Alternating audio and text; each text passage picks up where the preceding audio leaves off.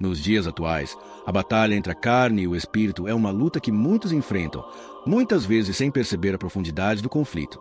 Esta batalha espiritual não se dá em momentos específicos, mas sim ao longo de toda a nossa vida. A nossa disposição para vencer essa batalha depende da nossa alimentação espiritual, ou seja, do que escolhemos nutrir o nosso espírito. Se uma pessoa passa grande parte do seu tempo se alimentando de conteúdos que satisfazem a carne, como entretenimento superficial, redes sociais ou até mesmo amizades que a afastam de seus princípios, a tendência é que a luta contra as tentações se torne cada vez mais difícil. O que consumimos, seja através dos nossos olhos ou da nossa mente, impacta diretamente a nossa capacidade de resistir ao pecado. Antes de continuarmos, devo lembrar que farei uma oração para que Deus abençoe sua vida ao final do vídeo e peço que você deixe sua curtida, porque essa é a única forma do algoritmo entender que a mensagem do Evangelho é importante. Mas se não puder ajudar, não precisa fazer nada. Agora, vamos à mensagem. É essencial entender que o espírito é fortalecido pela palavra de Deus. Quando uma pessoa está constantemente alimentando o seu espírito com a verdade divina, suas motivações e desejos se alinham com aquilo que Deus tem para ela. Por outro lado, quando a pessoa negligencia a vida espiritual, priorizando os desejos da carne, ela se expõe a um ciclo vicioso de tentações e derrotas. Uma ideia interessante, que reflete essa perspectiva, vem de um escritor que afirmou que, se gastamos a maior parte do nosso tempo com as coisas do mundo e dedicamos apenas um tempo insignificante a Deus, não é surpresa que as coisas do mundo pareçam mais reais e atraentes para nós do que as verdades espirituais. Esse princípio revela como a nossa relação com o mundo afeta diretamente a nossa capacidade de viver de acordo com a vontade de Deus. Isso nos leva a refletir sobre o modelo de oração e jejum que Jesus nos ensinou. Ele não nos ensinou a orar ou jejuar apenas em momentos de crise, mas como práticas diárias, constantes, que fazem parte de uma vida disciplinada e comprometida com o reino de Deus. Quando olhamos para a oração do Pai Nosso, por exemplo, vemos que Jesus nos orienta a pedir pelo pão diário e também por libertação das tentações, algo que deve ser parte de nossa vida cotidiana, e não apenas quando as dificuldades surgem. A santidade não é algo que buscamos apenas quando a batalha já está em curso, mas sim algo a ser cultivado dia após dia, em fidelidade e perseverança.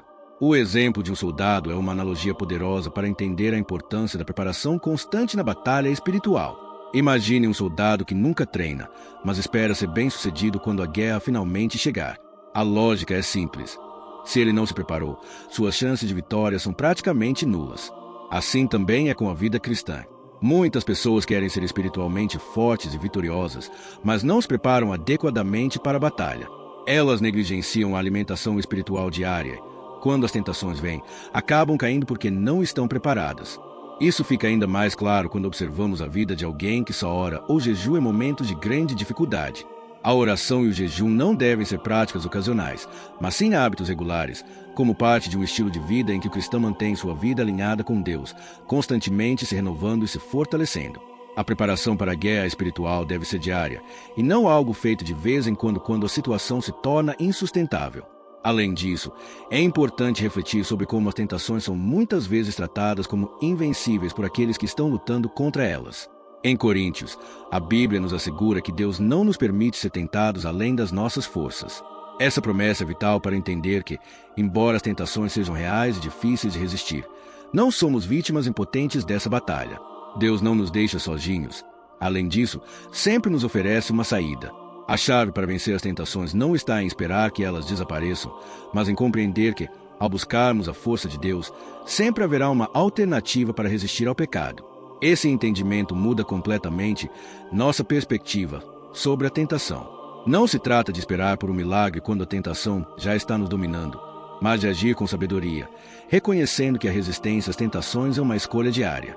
Assim como um atleta se prepara com treinos constantes para ser bem-sucedido em uma competição, o cristão precisa se preparar espiritualmente para lidar com as adversidades e tentações que surgem em seu caminho. O conceito de responsabilidade pessoal é crucial para viver em santidade. Muitas vezes, a mentalidade de vítima impede que o cristão assuma o controle de suas próprias ações. O jogo de Satanás é fazer com que nos vejam como vítimas da tentação, quando, na realidade, somos nós que escolhemos ceder a ela. Quando alguém cai em pecado, a tentação não foi grande demais, mas sim uma escolha feita, mesmo que inconscientemente. A compreensão de que somos responsáveis pelas nossas ações e que a tentação não é invencível nos capacita a tomar uma atitude proativa para viver de acordo com os princípios de Deus. Em Gênesis, vemos o primeiro exemplo claro dessa dinâmica. Quando Adão pecou, ele não assumiu a responsabilidade pelo seu erro, mas culpou Eva. E, por fim, culpou até Deus, dizendo que foi ele quem fez Eva.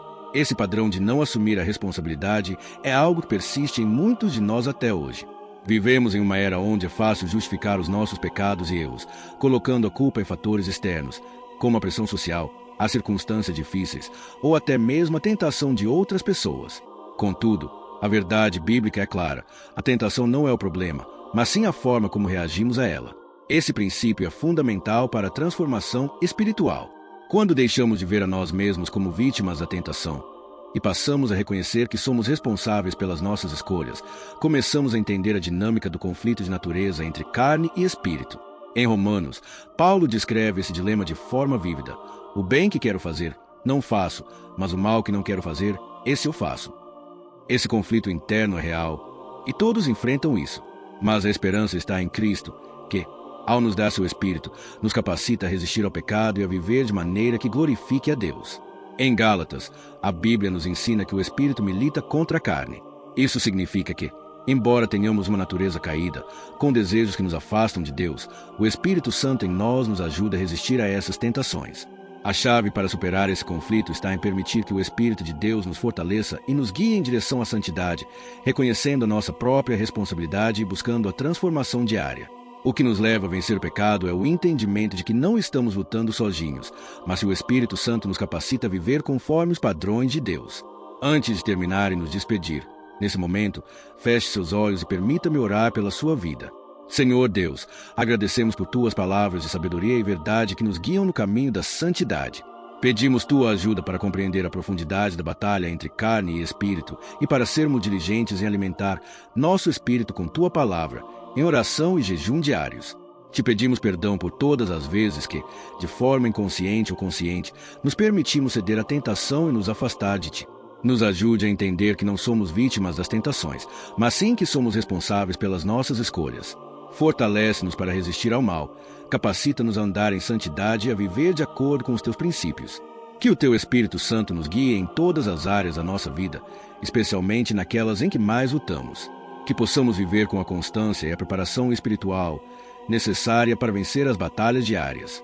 Que nossa vida seja um reflexo do teu amor e da tua verdade. Em nome de Jesus, oramos. Amém. Não se esqueça de ajudar a espalhar a mensagem do Evangelho. Que você continue caminhando na luz da verdade de Deus e que Ele te abençoe. Até a próxima!